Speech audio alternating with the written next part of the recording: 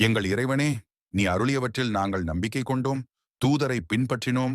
எனவே சாட்சிகளில் எங்களையும் சேர்த்துக் கொள்வாயாக. அவர்கள் சூழ்ச்சி செய்தனர், அல்லாஹ் சூழ்ச்சி செய்தான். அல்லாஹ் சூழ்ச்சி செய்பவர்களில் சிறந்தவன். அல்லாஹ்: ஈசா, நிச்சயமாக நான் உம்மை அழைத்துக் கொண்டு உம்மை என் பக்கம் உயர்த்துவேன். காஃபிர்களிடமிருந்து உம்மை தூய்மைப்படுத்துவேன். மறுமை நாள் வரை உம்மை பின்பற்றுபவர்களை காஃபிர்களை விட மேன்மையாக்குவேன் என்று கூறியபோது, அல்லாஹ்: நீங்கள் திரும்பி வரும்போது நீங்கள் இருந்ததைப் பற்றி உங்களிடையே தீர்ப்பளிப்பேன் என்று கூறினான். நீங்கள் வேறுபடுகிறீர்கள். காஃபிர்களை பொறுத்தவரை நான் அவர்களை இம்மையிலும் மறுமையிலும் கடுமையான தண்டனையால் தண்டிப்பேன்.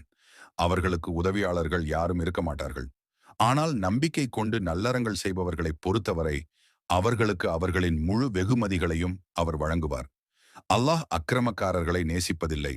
இதையே நாம் உங்களுக்கு வசனங்களையும் ஞானமான நினைவூட்டலையும் ஓதி காட்டுகிறோம்.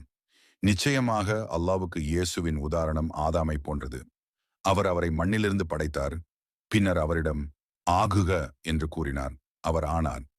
உங்கள் இறைவனிடமிருந்துதான் உண்மை வருகிறது. எனவே நீர் சந்தேகிப்பவர்களில் ஒருவராகிவிடாதீர். உமக்கு அறிவு வந்த பிறகு எவரேனும் அவர் விஷயத்தில் உமக்கு எதிராக தர்க்கம் செய்தால், வாருங்கள், நமது புதல்வர்களையும் நமது புதல்வர்களையும் நமது பெண்களையும் நமது பெண்களையும் நம்மையும் உங்களையும் அழைத்துக் கொள்வோம். பின்னர் பொய்யர்கள் மீது அல்லாஹ்வின் சாபம் உண்டாகட்டும் என்று கூறுவீராக.